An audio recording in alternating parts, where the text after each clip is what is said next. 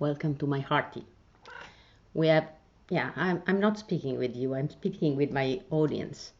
There is another cat around. Now he decided to go. Cats, you know.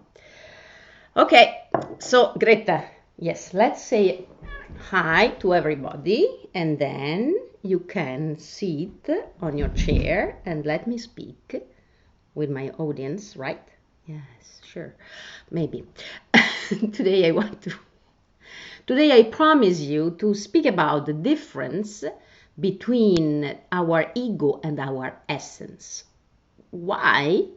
Why I want to speak about this topic in a series of heart teas, sorry, because as I told you previously, the heart represents the door to our spiritual essence. Basically, this is the essence, and then we have an ego. We carry an ego that allows us to distinguish ourselves from the wholeness. We need it, right? The ego is something that makes us feel separate, distinguished from the others. We need this separation to become aware of ourselves.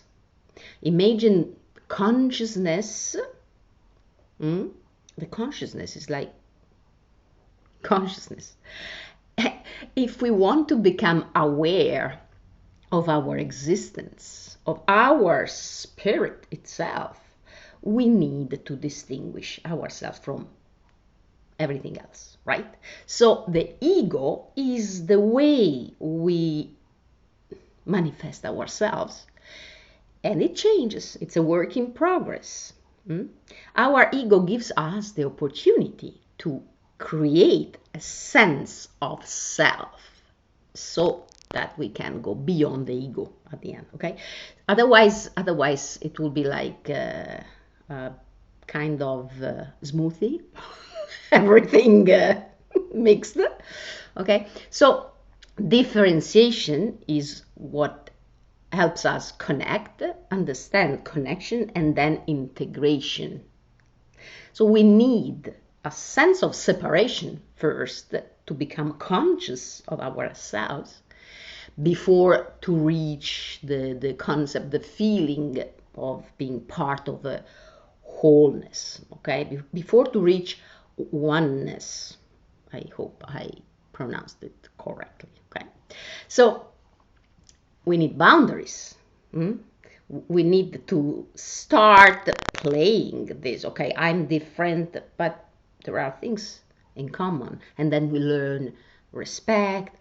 We learn through this kind of structure, because we can think about our ego like a structure.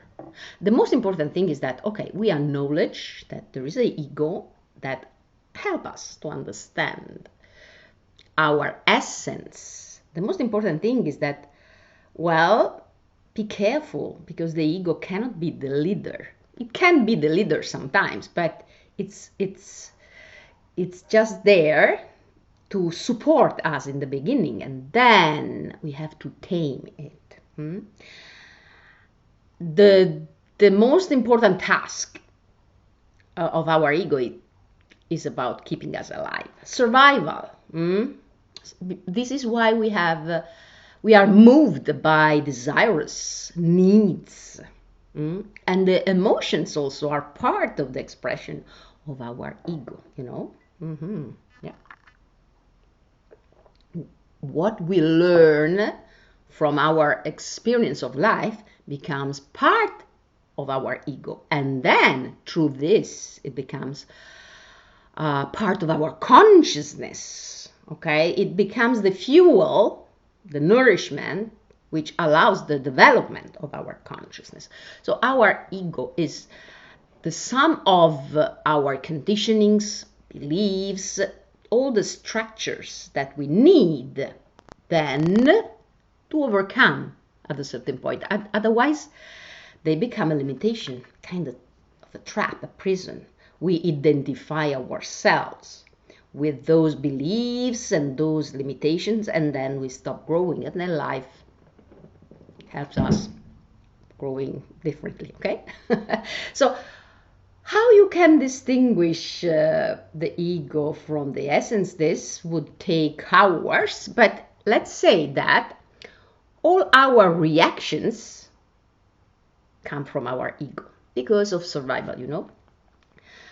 Our ego keeps the memory of the things, reacts. So when we start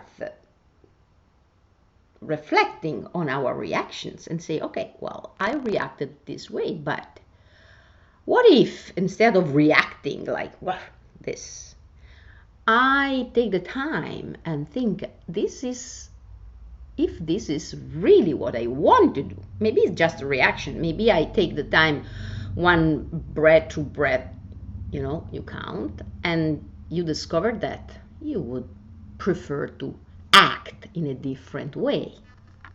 This is a way to start playing, to start recognizing what is our ego, what is part of our ego, and what is really not us. What is that is beyond. When I say, yes, our needs, our desires, usually they are part of our ego settings. Then we have the callings. When you feel that there is something, kind of mission that awaits for you, when there is something really calling from inside, and you have to follow that voice, that path, that can be a cue. Maybe this is part of your essence. You know, our ego wants satisfaction, wants instant gratification. It puts us under pressure. When we start distinguishing, our ego wants to be special, wants to be better than the others. It's very judgmental sometimes. It wants to be higher, bigger. But what is that? What is beyond all the things we identify ourselves with? What is that exists beyond our role, our social position, our status? What is part of our authentic self? And it's not that the ego is bad and the essence is good. Our ego is something we need to live our life, and our life is meant to help us develop our consciousness. Okay, so we need an ego. We have to tame it, because otherwise, if the ego takes too much space, then we lose our authenticity. We lose our calling. We lose our path, the essential path. So we can set goals related to our needs and desires, aspirations. It's not that, oh, this is part of our ego, so I have to give up all the desires or the needs or the aspiration. You have to understand where is the balance. This is why our heart is important, because when we connect with our heart, really staying in touch, breathing through our heart space and listening to our heartbeat, in some spiritual tradition, this is the most important thing. Listen to our breathing and our heartbeat. This helps us to go beyond the instant gratifications. It helps us reconnect to ourselves through our interoception, the listening of what happens inside the body. And this helps us to build a sense of the self, of the inner self, beyond our desires and needs and status and role. It brings us in the presence, in the present moment, okay? It helps us feel fulfilled independently from the material practical achievements. When you start nurturing is this sense of fulfillment, when you are in touch with yourself, then you start building a part in your brain that is really able to prevent you react like crazy. Sometimes I do. Sometimes I can become a dragon. But then I'm taming my dragon. I'm learning to act, choose my actions instead of just reacting. It takes time, Yes, it takes time. And you can come back to your heart every time you catch yourself just reacting, just running after the instant gratification that maybe in a few hours becomes then something you regret. For example, I have a serious issue with sugar. Yeah, of course, I like things that are sweet, but I learned that if I eat things that are sweet, I can really have troubles for hours, maybe days. And so I learned to respect myself. And there are so many alternatives. And so I'm so happy that I keep my health and balance, and I can eat something sweet because I don't eat the sugar. I replace it with, there is a plant called stevia. It works, but I don't even need now to eat sweet things. My body feels happy without it. So I trained myself, my brain, my body. So our ego, it's impatient. It's like a bit like Greta. She wants things immediately, She wants, but she's a cat, and she has an ego and an essence too. Yeah, the essence of beauty, maybe.